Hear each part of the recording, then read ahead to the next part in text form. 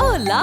Vacation to Thailand starts from 19,999 only. GT Holidays. The Chennai Silks Aadi sale தூத்துக்குடியில் ஜூலை 12 முதல் கோலாகல ஆரம்பம்.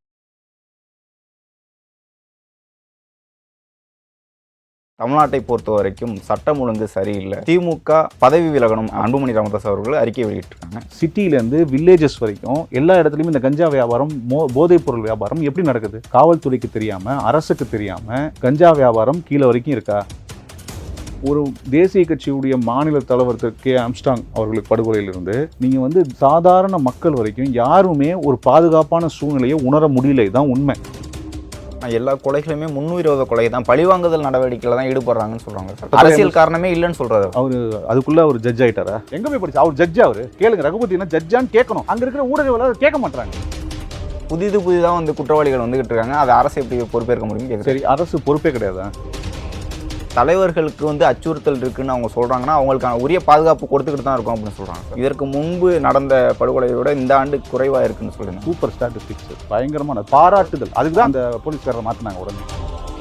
தமிழ்நாட்டில் எங்கெல்லாம் ஒற்றுமையை பற்றி பேசினாலோ, எங்கெல்லாம் சமூக நீதி பற்றி பேசினாலோ, சமூக முன்னேற்றத்தை பற்றி பேசினாலோ அந்த தலைவர்கள் மேலே அவதூறு பரப்புவாங்க. இப்போ கூட திமுக ஒரு தனியாக ஒரு டீமை வச்சுக்கிட்டு திரு ஆம்ஸ்டாங் மேலே ஒரு பழி அள்ளி போட்டுட்டு இருக்காங்க. நான் கேட்கறது ஒன்றே ஒன்று தான், தலைவர்கள் எப்படி வேணால் இறக்கட்டும். நீங்கள் இறந்ததுக்கு அப்புறம் யார் கொலையாளின்னு கண்டுபிடிப்பீங்களா? அவர் மேலே அவதூறு பரப்பிட்டு இருப்பீங்களா? இந்த சமூகத்தில் கள்ளச்சாராயத்தை பெருக்கெடுத்து ஓடி அதுக்கு மாமூல் வாங்கி கொண்டு அதுக்கு பாதுகாப்பு கொடுத்து கொண்டு இருந்த எம்எல்ஏக்கள் யார்? இருந்த காவல்துறை யார்? இருந்த மாவட்ட ஆட்சியர் யார்? சமூக நீதினா என்னது? இந்த பக்கம் சாராய பாட்டில் வச்சுக்கிட்டு இந்த பக்கம் நாங்க செத்தவனே 10 லட்சம் கொடுக்கறதா சமூக நீதியா?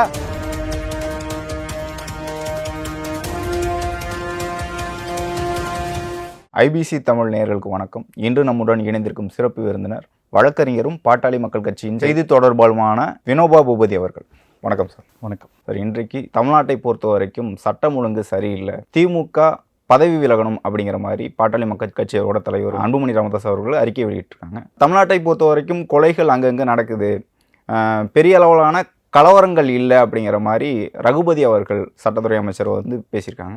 இந்த கொலைகளுக்கு இந்த மாதிரியான சம்பவங்களுக்கு தமிழக அரசு, திமுக அரசு பதவி விலகணுமா? கண்டிப்பாக. இப்போ ஜனவரி மாதம் முதல் நேற்று வரை கிட்டத்தட்ட 500க்கும் மேற்பட்ட படுகொலைகள் தமிழ்நாட்டில் நடந்திருக்கு. அது நேற்று ஒரே நாளில் சிவகங்கை, கன்னியாகுமரி, கடலூர் இந்த 3 பகுதியில் 3மே அரசியல்வாதிகள் படுகொலை செய்யப்பட்டிருக்கிறாங்க.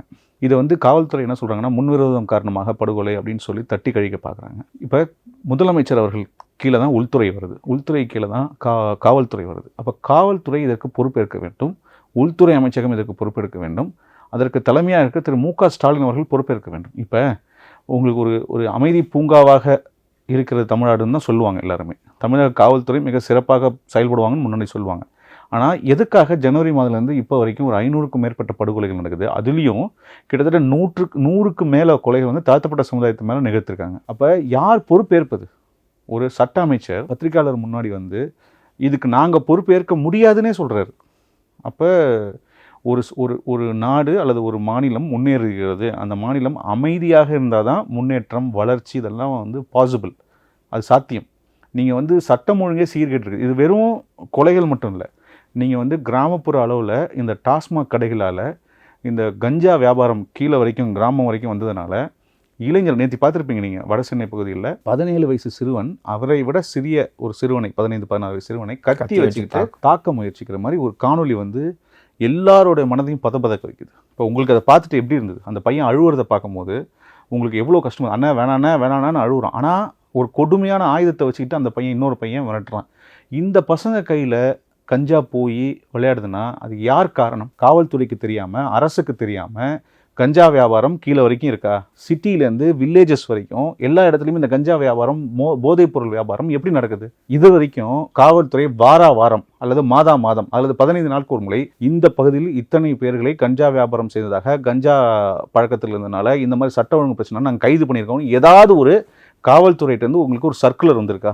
தொடர் நடவடிக்கை எடுத்துக்கிட்டு இருந்தோம் சார். ஏதாவது வந்திருக்கா? பத்திரிகையாளராக இருக்கீங்க நீங்கள், இன்னைக்கு பார்க்குறவங்க நிறைய இளைஞர்கள் இருக்காங்க, சோஷியல் மீடியாவில் இருக்காங்க. எல்லாரும் எங்கடா இப்போ ஒரு மாவட்டத்தை எடுத்துக்கோங்க, மாவட்ட எஸ்பி அவங்க என்ன பண்ணலாம்? அவங்களுக்கு சப்டிவிஷன்ஸ் இருக்குது, டிஎஸ்பி இருப்பாங்க, அதுக்கப்புறம் இன்ஸ்பெக்டர்ஸ் இருக்காங்க, இவங்க எல்லாம் சேர்ந்து, அதுக்கப்புறம் மண்டலம் இருக்குது, இதுக்கப்புறம் நீங்கள் டிஜிபி வரைக்கும் உங்களுக்கு காவல்துறை ஹைரார்கி இருக்குது. எங்கேயாவது இந்த மாதம், இந்த வாரம் இந்த 15 நாள் அல்லது இந்த 2 மாதங்களுக்கு நாங்கள் இத்தனை பேரை கைது செய்திருக்கோம், இத்தனை சம்பவங்கள் நிகழ்ந்தன, இத்தனை படுகொலைகள் நடந்தது, இத்தனை பாலியல் குற்றங்கள் நடந்தது, இத்தனை இடத்துல இவ்வளோ. நேற்று பார்த்தீங்கன்னா நாமக்கல் பக்கத்தில், அந்த ஈரோடு பக்கத்தில் ஒரு ஒரு குழந்தைய வந்து ஒரு நபர் கத்தியால் வெட்டி கொண்டிருக்காங்க. இன்னைக்கு ஒரு தேசிய கட்சியுடைய மாநில தலைவர் கே ஆம்ஸ்டாங் அவர்களுக்கு படுகொலையிலிருந்து நீங்கள் வந்து சாதாரண மக்கள் வரைக்கும் யாருமே ஒரு பாதுகாப்பான சூழ்நிலையை உணர முடியல. இதுதான் உண்மை. ஆனால் எல்லா கொலைகளுமே முன்னுரிமை கொலை தான், பழிவாங்குதல் நடவடிக்கையில் தான் ஈடுபடுறாங்கன்னு சொல்கிறாங்க சார். இல்லை, நீங்கள் அரசியல் காரணமே இல்லைன்னு சொல்கிறாரு. அதாவது அவர் அதுக்குள்ளே அவர் ஜட்ஜ் ஆகிட்டாரா? வழக்கு வந்து தீர்ப்பு கோர்ட்டில் சொல்லிட்டாங்களா? அப்போ எதுக்கு முன்கூட்டியே ரகுபதி அவர்கள் வட்ட அமைச்சர் வந்து இப்படி பேசலாமா பொதுவெளியில்? யார் முடிவு பண்ணணும் இது எதனால் வந்து கொலைன்னு? ப்ராசிக்யூஷன் முடியணும், அதுக்கப்புறம் நீங்கள் கோர்ட்டில் இருக்குது, கோர்ட்டுக்கு அப்புறம் கோர்ட் ஒரு தீர்ப்பு வரும், அப்போ தானே சொல்லுவாங்க இது முன்விரோத கொலையா இல்லை அரசியல் கொலையா அப்படின்றது. எப்படி ரகுபதி வந்து ஜட்ஜ் ஆகிட்டாரா? சட்டத்துறை அமைச்சர் தான் ஜட்ஜா தமிழ்நாட்டுக்கு? இல்லை தமிழ்நாட்டில் நடக்கிற ஒவ்வொரு கொலைக்கும் அவர் தான் ஜட்ஜா உட்காந்துட்டு இது முன்விரோதம் இல்லை, இது அரசியல் கொலை இல்லைன்னு சொல்லிக்கிட்டே இருப்பார். அதுக்கும் இல்லை, தொடர்ந்து அரசியல் கொலை அடிப்படை நிர்வாகத்தை எப்படி சொல்லணும்னே தெரியல. இது கொலை நடந்திருக்கு. கொலை நடந்ததுன்னா ஒரு குடும்பம் பாதிக்கப்படுது, ஒரு மனைவி பாதிக்கப்படுவாங்க, இல்லை ஒரு குழந்தைகள் பாதிக்கப்படுவாங்க, ஒரு அரசியல் இயக்கம் வந்தால் இயக்கம் பாதிக்கப்படும், ஒரு நண்பர்கள் பாதிக்கப்படுவாங்க. அப்போ அவங்களுக்கு ஏதாவது ஒரு இரக்கமாக ஒரு கருணை உள்ளத்தோட கூட பேச தெரியாத இந்த அமைச்சர்கள்லாம். ஐயோ இவ்வளோ கொலை நடந்துச்சு, ஒரே நாளில் 3 இடத்துல கொலை நடக்குது. ஒரு கவுன்சிலரோட மனைவி கணவர் கன்னியாகுமரியில் வந்து வெட்டி கொள்றாங்க. இது அரசியல் கொலை இல்லையா? இது அரசியல் கொலை இல்லையாமா? எங்கே போய் படிச்சுட்டு வந்திருக்காரு சட்ட அமைச்சர் ரகுபதி அவர்கள்? எங்கே போய் படிச்சு? அவர் ஜட்ஜா? அவர் கேளுங்க, ரகுபதி என்ன ஜட்ஜான்னு கேட்கணும். அங்கே இருக்கிற ஊடகங்கள் கேட்க மாட்டாங்க. எப்படி சார் உங்களுக்கு அதுக்குள்ளே தெரிஞ்சிருச்சிங்களா இது வந்து அரசியல் முன்விரோதம்னு உங்களுக்கு சொல்லிட்டாங்களா? உங்களுக்கு யார் சொன்னாங்க? போலீஸ் தரப்புலேருந்து சொன்னாங்களா? இல்லை வெட்டினவங்களை சொன்னாங்களா? இல்லை வெட்டுப்பட்ட ஃபேமிலியில் யாராவது சொன்னாங்கன்னு கேட்கணுமா இல்லையா? இது எவ்வளோ ஒரு பொறுப்பற்ற ஒரு பதில் இது. ஒரு கொலை நடந்திருக்கு, 3 கொலை ஒரு நாள் நடந்திருக்குன்னு அவர்கிட்ட கேட்குறாங்க. கேள்வி கேட்கும்போது அவர் என்ன பதில் சொல்லணும்?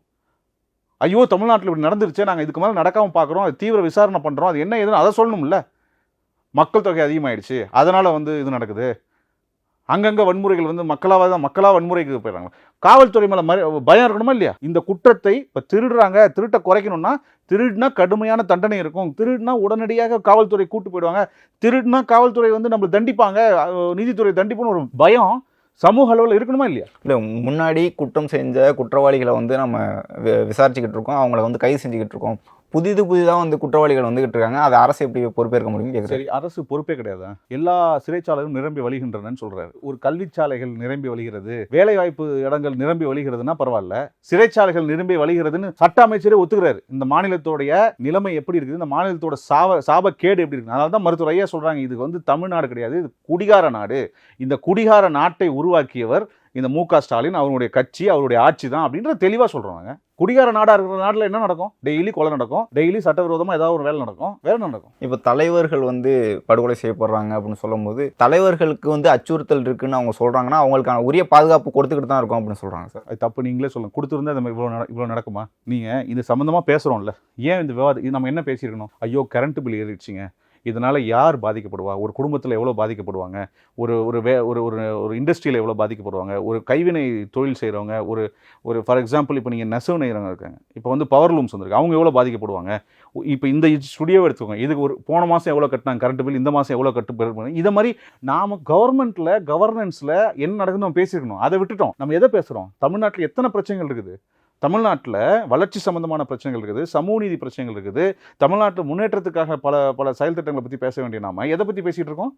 அடிப்படை சட்ட ஒழுங்கு பிரச்சனையை பற்றி பேசிகிட்டு இருக்கோம். அதுதான் இன்றைக்கி உண்மையான நிலைமை. நீங்கள் வந்து நியூஸ் பாருங்கள், இன்றைக்கி ஒன்று வேணாம், தமிழ்நாடு எந்த மாதிரியான நிலைமையில் இருக்குன்னு நீங்கள் வந்து தமிழ்நாட்டினுடைய முன்னணி தொலைக்காட்சிகளை பாருங்கள், முன்னணி செய்தித்தாள்களை எடுத்து பாருங்கள், முன்னணி யூடியூப் சேனல்ஸ் வேணாம், நீங்கள் யூடியூப்குள்ளே போனாலே இவர் அங்கு கொலை, அங்கே இது கொலை, சிசிடிவி காட்சிகளை பாருங்கள், இப்படி பாருங்கள், அப்படி பாருங்கள். உங்களுக்கு ஒரு பதபதப்பு வரல?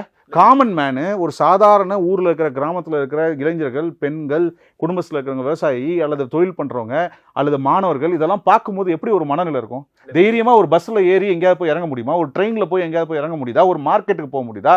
ஒரு சினிமாவுக்கு போக முடியுதா? ஒரு கல்விச்சாலைக்கு போக முடியுதா? ஒரு கல்லூரிக்கு போக முடியுதா? அவங்களுக்கு பார்க்கும்போது எப்படி இருக்கும்? நீங்கள் செய்தித்தாள் எடுத்து பார்த்தா என்ன இருக்குது? யூடியூப் சேனல்ஸில் பார்த்தா என்ன இருக்குது? மெயின் ஸ்ட்ரீம் சேனல்ஸில் பார்த்தா என்ன இருக்குது? சட்ட ஒழுங்கு சீர்கேடுன்னு சொல்கிறாங்களா இல்லையா? இல்லை, இதை மிகைப்படுத்தி சொல்லிக்கிட்டு இருக்கீங்க. யார் நாங்கள் சொல்கிறோமா? ஊடகவியல் சொல்கிறாங்களா? இப்போ நீங்கள் எடுத்த உடனே இந்த விவாதத்தில் எடுத்த உடனே வாங்க நம்ம இந்திய அளவில், தேசிய அளவில், இன்டர்நேஷனல் லெவலில் தமிழ்நாடு எந்த அளவுக்கு போகணுன்ற ஆரோக்கியமான பேசாமல் இருக்குமே நம்ம எதை பற்றி பேசுகிறோம்? இல்லை, புதுச்சேரியில் நடந்தாலும் தமிழ்நாட்டில் நடக்கிற மாதிரி தான் சொல்கிறீங்க. தமிழ்நாடு பார்டர், புதுச்சேரி பார்டரில் நடந்தது. இன்னொரு விஷயம் சார், இப்போ நீங்கள் கஞ்சா போதை இதனால தான் இந்த மாதிரியான சம்பவங்கள் நடக்குன்னு சொல்கிறீங்க. ஆனால் தொடர்ந்து கஞ்சா விற்கக்கூடியவர்களை வந்து கைது செஞ்சுக்கிட்டு இருக்காங்க. 150க்கு மேற்பட்ட ரவுடிகள் வந்து கைது செய்யப்பட்டிருக்காங்க. தொடர்ந்து அந்த வேட்டை நடந்துக்கிட்டு தான் இருக்குன்னு சொல்கிறாங்க. யார் சொல்கிறேன்? காவல்துறை தரப்புல இருந்தும் அரசு தரப்புல சொல்கிறாங்க. கரெக்டாக சொல்லுங்கள். இவங்க சொன்னாங்க, இந்த பேட்டியில் சொன்னாங்க, இந்த வெப்சைட் காவல்துறையோட வெப்சைட்லையோ இல்லை தமிழ்நாடு வெப்சைட்லையோ இதெல்லாம் போட்டிருக்காங்க. சொல்லுங்க. இல்லை, இப்போதைக்கு வரைக்கும் எதையாவது நம்ம அரசு அதிகாரப்பூர்வமாக முதலமைச்சர் இங்கே போனார், முதலமைச்சர் இதை திறந்து வைத்தார், முதலமைச்சர் இந்த விழாவுக்கு போனார், வருதா இல்லையா? மக்கள் செய்தி தொடர்பு துறைன்னு ஒன்று இருக்கா இல்லையா? அவங்க சொல்லணுமா இல்லை? ஏதாவது சொல்லியிருக்காங்களா? மண்டலமாக, மாவட்டமாக, காவல் நிலையமாக இத்தனை ரவுடிகளை நாங்கள் கண்காணிச்சிட்ருக்கோம், இத்தனை இது எங்கேயாவது உங்களுக்கு டேட்டா வருதா? அரசு, தமிழக அரசு அதிகாரப்பூர்வமாக ஏதாவது சொல்லியிருக்காங்களா? இப்போ எப்படி சொல்லாத வச்சு நம்ம பேச முடியுமா? இப்போ எப்படி ஏன் சொல்ல மாட்டாங்கன்ற கேள்வி. நீங்கள் ஏன் சொல்ல மாட்டீங்க? தமிழ்நாட்டில் கட்டமைப்பு இல்லையா? மாவட்டமாக கட்டமைப்பு இல்லையா? இது ஒரு காவல் நிலையம் கட்டமைப்பே இல்லையா? மண்டலமாக கட்டமைப்பே இல்லையா? நீங்கள் ஏன் ஒரு செய்தி அறிக்கையை வெளியிடுங்க, இத்தனை பேர் கஞ்சா விற்றதுனால, போதைப்பொருள் விற்றதுனால இவ்வளோ பேரை நாங்கள் அரெஸ்ட் பண்ணியிருக்கோம்னு காவல்துறை சொல்லணுமா இல்லையா? எங்கேயாவது ஒரு ஒட்டுமொத்த அறிக்கை உங்களால் கொண்டு முடியுமா? சென்ற மாதம், சென்ற ஆண்டு, சென்ற வாரம் எங்கேயாவது இருக்குங்களா? சொல்லுங்கள். ஆனால் நியூஸ் பேப்பரில் டெய்லி கஞ்சா வியாபாரம் பண்ணுறதை பார்க்குறோம், வெட்டுறதை பார்க்குறோம், குத்துறதை பார்க்குறோம், சிசிடிவியில் பார்க்குறோம், கஞ்சா குடிச்சிட்டு போயிட்டு கடையை அடித்து உடைக்கிறாங்க, இதெல்லாம் பார்க்குறாங்களா இல்லையா? ஆனால் இதுக்கு என்ன ரெஸ்பாண்ட் பண்ணணும்? வாரம் 15 நாளுக்கு ஒரு முறை அல்லது மாதத்துக்கு 2 முறை என்ன காவல் நிலையம், அதுக்கப்புறம் டிஎஸ்பி அளவில், எஸ்பி அளவில், ஐஜி அளவில், டிஜிபி அளவில் ஆய்வு கூட்டங்கள் நடக்குதா நடக்கலையா மக்களுக்கு தெரியணும்ல? தெரியுதா? இருக்காது. ஆய்வு கூட்டங்கள் நடக்கணுமா இல்லையா? சார், இப்போது இதற்கு முன்னாடி 2023 தமிழக காவல்துறையில் வந்து ஆட்கள் பற்றாக்குறை இருக்கா அப்படின்னு ஒரு கேள்வி கேட்கும்போது என்ன சொல்கிறாங்க? சைலேந்திரபாபு சதவீதம் பற்றாக்குறை. சைலேந்திரபாபு என்ன சொன்னாங்கன்னா, தமிழ்நாட்டில் முன்னாடி இருந்தது ஆனால் இப்போ இல்லை, தமிழ்நாட்டில் காவல்துறைக்கான பற்றாக்குறை இல்லைன்னு சொல்கிறாங்க. சாட்சியை தொட்டு போய் பாருங்க. ஒரு டிராஃபிக் சிக்னலில் ஒரு டிராஃபிக் கான்ஸ்டபிள் 8 மணி நேரம் 9 மணி நேரம் நிற்கிறாங்க. முடியுமா? நீங்கள் இன்னும் பாருங்க தெரியும். ஒரு கான்ஸ்டபிள் போலீஸ் ஸ்டேஷனில் எவ்வளோ நேரம் என்ன வேலை பார்க்குறாங்கன்னு பாருங்கள். ஒரு சப் இன்ஸ்பெக்டர் எவ்வளோ வேலை பார்க்குறாங்க, ஹோம் கார்ட்ஸில் இருக்கிறவங்க எவ்வளோ வேலை பார்க்குறாங்கன்னு பாருங்கள்.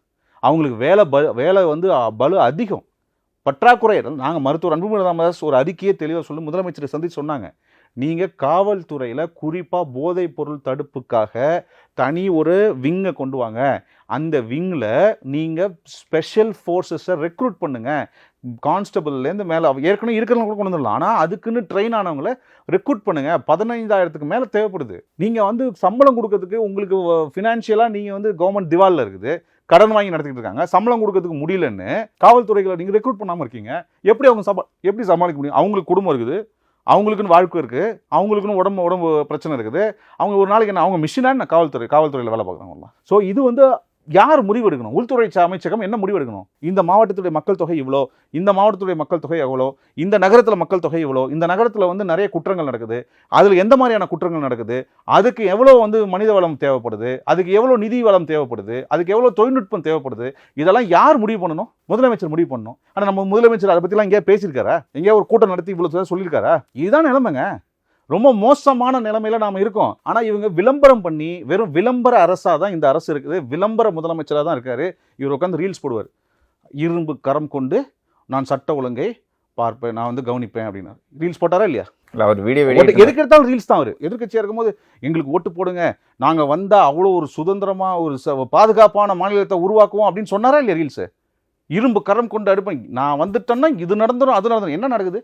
நீங்கள் வந்து தான் ஒரு ஜனவரி மாதத்துலேருந்து இப்போ 6 மாதத்தில் 500 படுகொலை நடக்குது, அவ்வளோ கஞ்சா வியாபாரம் நடக்குது, இல்லை இதற்கு தற்கொலைகள் அவ்வளோ நடக்குது. இதற்கு முன்பு நடந்த படுகொலையை விட இந்த ஆண்டு குறைவாக இருக்குன்னு சொல்லுங்க. சூப்பர் ஸ்டாட்டிஸ்டிக்ஸ், பயங்கரமான பாராட்டுதல். அதுக்கு தான் அந்த போலீஸ்காரரை மாற்றினாங்க உடனே. அதுக்கு தான் அந்த காவல்துறை அதிகாரி உடனே மறுநாளே என்ன பண்ணாங்க? எதுக்கு மாற்றினாங்க அப்படி சொன்னவரை? அவங்களுக்கே அவமானப்பட்டு தான் மாற்றினாங்க, அவங்களுக்கே அசிங்கப்பட்டு தான் மாற்றினாங்க. வேற எப்படி மாற்றுவாங்க? ஏன்ப்பா இன்னைக்கு 3 கொலை நடந்துன்னு கேட்டால் போன மாதம் நடக்கலல்ல, அந்த மாதம் நடந்திருக்கேன்னா? இதை விட ஒரு கேவலமான பதிலும் கேவலமான அணுகுமுறையும் பொறுப்பற்ற அணுகுமுறையும் இருக்க முடியுமா நாட்டில்? இப்போ சட்டம் ஒழுங்குக்கு சரியான நடவடிக்கை, சரியான தீர்வுன்னு நான் சொல்லுவேன். எவ்வளோ தீர்வு? நீங்கள் வந்து ஒரு காவல்துறை கட்டமைப்பு இருக்குது. சட்டம் ஒழுங்கு என்பது அடிப்படை, ஒரு நிர்வாகத்தினுடைய அடிப்படை தேவை. ஏன்னா நீங்கள் நாடு அமைதியாக இருந்தால்தான், மாநகரம் அமைதியாக இருந்தால்தான், கிராமங்கள் அமைதியாக இருந்தால் தான் அவர்கள் என்ன பண்ணலாம், சுதந்திரமாக அச்சம் இல்லாமல் பாதுகாப்பு தன்மையோட போய் அவங்க எந்த வேலையாக இருந்தாலும் செய்ய முடியும். ஒரு கடை நடத்தணும், ஒரு விவசாயம் பண்ணணும், ஒரு பள்ளிக்கூடம் போகணும், கல்லூரிக்கு போகணும், ஏதோ ஒரு விஷயத்துக்கு நான் போகிறேன் அப்படின்னா ஒரு பாதுகாப்பு சாலைகளில் வேணும், பொது சமூகத்தில் வேணும். நீங்கள் அதுக்கு காவல்துறையை நீங்கள் கிராமங்கள் எங்கள் காவல் நிலையங்களில் நீங்கள் போய் பாருங்கள், சில காவல் நிலையத்தில் ஆளே இருக்க மாட்டாங்க. ஏன்னா அவங்களுக்கு அவ்வளோ வேலை பளு. இன்வெஸ்டிகேஷனை தனியாக பண்ணுங்கள், லா அண்ட் ஆர்டர் தனியாக பிரிங்கன்னு எப்பயிலேருந்தோ சொல்லிட்டு இருக்காங்க. போலீஸ் ரிஃபார்ம்ஸ் கொண்டு வரணும்னு பாட்டாளி மக்கள் கட்சி தனியாக ஒவ்வொரு மேனிஃபெஸ்டோ தனியாகவே சொல்லியிருக்கோம். நாங்கள் நீங்கள் காவல் அதிகாரியாக இருந்தாலும் சரி, கடைநிலை ஊழியராக இருந்தாலும் சரி, அவங்களுக்கு விடுமுறை கொடுங்க, அவங்களுக்கு சம்பளத்தை ஏற்றி கொடுங்க, அவங்களுக்கு நிறைய பெனிஃபிட்ஸ் கொடுங்க, அவங்களுக்கு தொழில்நுட்பத்தை நல்லா அவங்களுக்கு சாதகமாக பயன்படுத்துறதுக்கு நிறைய சொல்லிக் கொடுங்க அப்படின்னு பல விஷயம் சொல்லியிருக்காங்க. நீங்கள் டெக்னாலஜிக்காக ரிஃபார்ம் பண்ணணும், நீங்கள் ஃபினான்ஷியலாக இன்னும் நிறைய ஃபண்டு ஒதுக்கணும், நீங்கள் இன்னும் அவங்களுக்கு ஹியூமன் ரிசோர்ஸ் நிறைய ரெக்ரூட் பண்ணணும். ஹியூமன் இன்டெலிஜென்ஸ்னு ஒன்று இருக்குது, அது தனியாக அந்த இன்டெலிஜென்ஸ் விங் நிறைய பண்ணணும். ஏன்னா இன்டெலிஜென்ஸுக்கு தெரியாமல் ஒரு கிராமத்துக்குள்ளே கஞ்சா வருதுன்னா கிராமத்தில் இருக்கிற ஊர் தலைவருக்கோ இல்லை அந்த கிராமத்தில் காவல் நிலையம் தெரியாமல் அந்த காவல் நிலைய கட்டுப்பாடு அந்த அந்த ஜூரிஸ்டிக்ஷனுக்குள்ளே வந்துட முடியுமா? நிறைய ரிஃபார்ம்ஸ், நிறைய சீர்திருத்தம் காவல்துறையில் செய்ய வேண்டும். இவங்க ஒன்றுமே இல்லைங்க. உங்களால் ஏன் தனியாக இவங்க தனியாக போதைப் பொருள் விஷயம் அதிகமாகிடுச்சு. மாணவர்கள், குழந்தைகள், பெண்கள் எல்லாரும் பாதிக்கப்படுறாங்களா இல்லையா?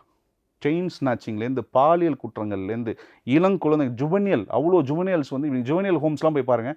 எல்லாம் 14, 15, 16 வயசில் அவ்வளோ பேர் குற்றவாளிகளாக போய் ஜுவனியல் ஹோம்ஸ் ஃபுல்லாக இருக்குது. நீங்கள் போய் அவர்கிட்ட கேட்டிங்கன்னா அவர் என்னன்னு கேட்பார் முதலமைச்சர். சுற்றி இருக்கிறவங்களாம் மாதம் மும்மாறி பெய்கிறது, தமிழகம் பலமாக இருக்குது, பசுமையாக இருக்குது. நீங்கள் இல்லை என்றால் மன்னா நாடு வேறு மாதிரி போயிருக்கும், நீங்கள் இருக்கிறதுனால மன்னா பசுமையாகவும் செழுமையாகவும் எல்லாம் பயங்கரமாக இருக்குது மன்னான்னு சுற்றி இருக்கிறவங்கெல்லாம் என்ன பண்ணுறாங்க? அவர் ஒரே ஒரு மயக்கத்திலே வச்சுக்கிட்டு நாடு ஓடுது. சமீபத்தில் கொலை செய்யப்பட்ட ஆம்ஸ்ட்ராங் அவர் தொடர்ந்து அவருடைய பேச்சுகள் அவர் இறந்த பிறகு சமூக வலைதளங்கள் அதிகமாக பயிரப்பட்டது. அதில் குறிப்பாக பாமக பற்றியும் ராமதாஸ் அவர்கள் பற்றியும் அன்புமணி ராமதாஸ் அவர்களை பற்றியும் பேசியிருந்தாங்க. வன்னியர் பறையர் ஒற்றுமை தேவை அப்படிங்கிற மாதிரி பேசியிருந்தாங்க. அவரை பற்றி சொல்லுங்கள் சார், ஆம்ஸ்ட்ராங் பற்றி. அதான் அவர் தமிழ் சமூக ஒற்றுமை பற்றி அவர் பேசினாருங்க. ரொம்ப முக்கியமான விஷயம். நீங்கள் எப்படி திராவிட இயக்கங்கள், திராவிட கட்சி எப்படி இந்த தமிழ் சமுதாயத்தில் அவர்களுக்குள்ளே ஒரு சிண்டு முடிஞ்சிட்டு குளிர்காயிறாங்கன்றத அவர் எளிமையாக பல ஊடகங்கள் மூலமாக, பல காணொலிகள் மூலம் அவர் சொல்லியிருக்காங்க. அவருடைய படுகொலை என்பது தமிழ் சமூகத்திற்கு பேரிழப்பு, குறிப்பாக பிஎஸ்பி பார்ட்டிக்கு மிகப்பெரிய இழப்பு. நீங்கள் நல்லா யோசிச்சு பாருங்களேன், தமிழ்நாட்டில் எங்கெல்லாம் ஒற்றுமையை பற்றி பேசினாலோ, எங்கெல்லாம் சமூக நீதி பற்றி பேசினாலோ, சமூக முன்னேற்றத்தை பற்றி பேசினாலோ, நீங்கள் அந்த தலைவர்கள் மேலே அவதூறு பரப்புவாங்க. இப்போ கூட திமுக ஒரு தனியாக ஒரு டீமை வச்சுக்கிட்டு திரு ஆம்ஸ்ட்ராங் மேலே ஒரு பழி அள்ளி போட்டுட்ருக்காங்க. நான் கேட்குறது ஒன்றே ஒன்று தான், தலைவர்கள் எப்படி வேணால் இறக்கட்டும், படுகொலை நீங்கள் இறந்ததுக்கப்புறம் யார் கொலையாளின்னு கண்டுபிடிப்பீங்களா? அதை விட்டு அவர் மேலே அவதூறு பரப்பிட்டு இருப்பீங்களா?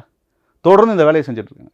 தமிழ்நாட்டு சமூகம், தமிழ்நாட்டில் இருக்கிற மக்கள் ஒற்றுமையாகவும் நீங்கள் வளமாகவும் வாழ்கிறத இந்த திராவிட இயக்கம் ஒத்துக்கவே புரிஞ்சுக்க. அவங்களுக்கு ஒரு ஊரில் ஒரு திமுக காரங்க இருந்தாலும் அந்த ஊர் 2 ஆயிடும்ன்றது எப்பயோ சொல்லுவாங்க. அந்த கட்சிக்கு என்ன சார் தேவை இருக்குது? அவரை பற்றி தரக்குறைவாக, ஏன்னா அவர் அரசியல் முக்கியமான, அவர் அம்பேத்கரிசம் பேசினார், அவர் தலித் சமுதாயத்தில் இருக்கிற அந்த அந்த அந்த விழிப்புணர்வை ஏற்படுத்தினார். திமுகவும் சமூக நீதி தானே பேசுது. திமுக அப்படிதான் நீங்களா நினச்சிங்க. நீங்கள் சொல்லுங்கள், சமூக நீதினா என்ன? திமுக பேசுகிற சமூக நீதினு சொல்லுங்கள். வேங்கவேலில் சமூக நீதி என்ன பேசுனாங்க திமுக? கள்ளக்குறிச்சியில் 70 பேர் இறந்தாங்க, 65 பேர் தாழ்த்தப்பட்ட சமுதாயம். திமுக என்ன சமூக நீதி பண்ணுது? அங்கே என்ன சமூக நீதி சொல்லுங்க? இதே சீஃப் மினிஸ்டரால் போய் பார்க்க கூட வக்கு இல்லாமல் இருக்காரு. அவர் குடும்பத்தில் ஏதாவது ஒரு மாதிரி ஏழு போகாமல் இருப்பாரு. உதயநிதி ஸ்டாலின் போனாங்க கோர்ட்டுமே. ஏன் சீஃப் மினிஸ்டர் போல? ஹைகோர்ட் என்ன சொல்லியிருக்கு? கள்ளக்குறிச்சி விசிட் பண்ணணும். யார் விசிட் பண்ணணும்? சீஃப் மினிஸ்டர் விசிட் பண்ணணும். ஏன் சொல்கிறாங்க? ஏன் அந்த கொட்டு வைக்குது ஹைகோர்ட்டு? 65 பேர் உங்களுக்கு உயிராக தெரியலையா? யாரால் அந்த 65 பேர் இறந்தாங்க? அவங்க கள்ளச்சாராயம் அருந்தி உருவினாங்க, நான் மாற்றுக்கிறது கிடையாது, அது அவர்கள் செய்த தவறு. ஆனால் இந்த சமூகத்தில் கள்ளச்சாராயத்தை பெருக்கெடுத்து ஓடி அதுக்கு மாமூல் வாங்கி கொண்டு அதுக்கு பாதுகாப்பு கொடுத்து கொண்டு இருந்த எம்எல்ஏக்கள் யார்? இருந்த காவல்துறை யார்? இருந்த மாவட்ட ஆட்சியர் யார்? நாங்கள் உடனே மாற்றிட்டோம்பிங்க, 10 லட்ச ரூபா கொடுத்துட்டோம்பிங்க. என்ன சமூக நீதி திமுக பண்ணிடுச்சு அந்த 65 குடும்பத்துக்கு? வேங்கவேலில் நடந்த அவமானத்துக்கு சமூக நீதி என்ன பண்ணிடுச்சு திமுக? விசாரணை தொடர்ந்து போயிட்டு சொல்லுவாங்க. இன்னும் போவோம், இன்னும் எப்போ போவோம்? இதுக்கப்புறம் மற்ற ஆட்சி வரும், என்னைக்கோ எப்போ வேணா போயிட்டே இருக்கும். நம்ம என்னன்னு கேட்குறேங்களேன், தெருவா சாராய கடையை திறந்துக்கிட்டு சமூக நீதி பேசுறதுக்கு அருகதையற்ற கட்சி திமுக, மு.க. ஸ்டாலின் அவர்கள். ஒரு கிராமத்தில் சாராயம் குடிச்சிட்டு இறக்குற கணவன்மார்கள், பிள்ளைகள், தகப்பன்மார்கள்னால அனாதையாகிற குழந்தைகள், கைம்பெண் ஆகிற மனைவிகள், நீங்கள் தந்தையை இழந்த குழந்தைகள்லாம் இருக்காங்கல்ல, இவங்களுக்கெல்லாம் சமூக நீதி யார் கொடுப்பா? நீ கொடுக்குற சாராயத்தை குடிச்சு தானே அவங்க சாவுறாங்க. டாஸ்மாக் சாவரத்துல இல்ல, ஒரு அரசு டாஸ்மாக்ல கொடுத்து சாராயத்துல சாவலையா ஊர்ல மக்கள்? சாராயத்தை வித்துட்டு இருக்கிற ஒரு அரசு சமூக நீதினு பேசுறதுக்கு ஏதாவது வக்கு இருக்கு? ஏதாவது அடிப்படையா உங்களுக்கு ஏதாவது நீங்க ஒண்ணு இல்ல, எல்லா மக்களும் யோசிக்க மாட்டாங்க. சமூக நீதி என்னையா நீ பேசுற? அவ்வளோ பெண்ணு தாலி எடுத்துட்டு உட்காந்துருக்காங்க, அவ்வளோ பேர் அப்பா தாய் தந்தை இழந்துட்டு அவ்வளோ குழந்தைங்க இருக்குது, படிக்க முடியல. அதுங்க 16-17 வயசுல தாய் இழந்தா, அம்மா இழந்தா, அப்பா இழந்தா என்ன பண்ணும்? அந்த ஊரில் என்ன பண்ண முடியும்? விவசாய வேலைக்கு போவாங்க, நகரத்தில் ஏதாவது வேலைக்கு போவாங்க. சமூக நீதி பற்றி ஏதாவது பேசுறதுக்கு புரியல. சாராய கடையை திறந்து வச்சுக்கிட்டு சமூக நீதி பேசுறாங்களா? அப்போ பெண் உரிமை யார் பேசுறது? எனக்கு ஒன்றுமே புரியலைங்க. சமூக நீதினா என்னது? இந்த பக்கம் சாராய பாட்டில் வச்சுக்கிட்டு இந்த பக்கம் வந்து நாங்கள் வந்து செத்த உடனே 10 லட்சம் கொடுக்குறதா சமூக நீதியா? டாஸ்மாக் கடையில் மூணுனா இன்னும் கள்ளச்சாராயம் அதிகரிக்கும்னு சொல்றாங்க. அதான் சமூக நீதி இல்ல. இதுதான் அவங்களுடைய சமூக நீதி பற்றி புரிதல். திமுகவினுடைய சமூக நீதி புரியல் இதுதான். சாராய கடையை மூணுனா கள்ளச்சாராயம் வந்துரும்ன்ற புரிதல் தான் அவங்களுக்கு. அப்புறம் நீங்க எதுக்கு அமைச்சரா இருக்கீங்க? நீங்க எதுக்கு முதலமைச்சரா இருக்கீங்க? நீங்க உங்களுக்கு கீழே எதுக்கு அதிகாரத்தை வச்சுட்டு என்ன பண்ண போறீங்க? இப்போ திமுகவை விமர்சிச்சதுனால தான் ஆம்ஸ்ட்ராங் அவர்கள் மீது இவர்கள் விமர்சனம் பண்றாங்க. நான் சொல்றது ஒரே ஒரு விஷயம் தான், சிம்பிள். நீங்க இறந்து போயிட்டாங்க, அதுவும் படுகொலை செய்யப்பட்டிருக்காங்க. நீங்க அவர்களுக்கு நீதி பெற்றுக் கொடுக்க வேண்டியதுதான் ஒரு அரசுடைய வேலை. அதை விட்டுட்டு படுகொலை செய்யப்பட்டவர் மீது நீங்க வந்து அவதூறுல பரப்புறது தேவையற்ற விஷயம். அதனால தான் சிபிஐ கேட்கிறோம் நாங்கள். இந்த மாதிரி ஒரு கட்சியினுடைய ஐடி விங்கே உட்காந்துக்கிட்டு தவறாக அவதூறு பரப்பிட்டு இருந்தாங்கன்னா அப்போ எப்படி வந்து மாநில காவல்துறை வந்து அதை ஒழுங்காக நடவடிக்கை எடுப்பாங்க? சிபிசிஐடி விசாரணையே போதும் அப்படின்னு தானே சொல்கிறாங்க சார். நான் இன்னொன்று கேட்குறேன், இதில் சிம்பிளான விஷயங்கள். இதில் இப்போ வரைக்கும் காவல்துறை ஏதோ நடவடிக்கை எடுத்திருக்காங்கன்னா அந்த நடவடிக்கை எடுக்கலைன்னு சொல்ல. ஆனால் இது ஒரு பெரிய விஷயம். சிபிஐ வந்தால் இன்னும் யாரெல்லாம் காரணம், எதனால் இது நடந்தது, தமிழ் காவல்துறைக்கோ தமிழகத்தில் இருக்கிற முக்கியமான புள்ளிகளுக்கோ இது பிரச்சனையெல்லாம் போயிடும். ஏன்னா உண்மை வெளியே வந்துடும்ல. இவ்வளவு நேரம் உங்களுடைய நேரத்தை ஒதுக்கி உங்களுடைய கருத்துக்களை தெரிவித்ததுக்கு மிக்க நன்றி. நன்றி. Hola! Vacation to Thailand starts from 19,999 only GT Holidays. எல்லாமே நல்லா இருக்கும், எல்லாருக்கும் பிடிக்கும். The Chennai Silks தரமான ஆடி, பெருமை மிக ஆடி.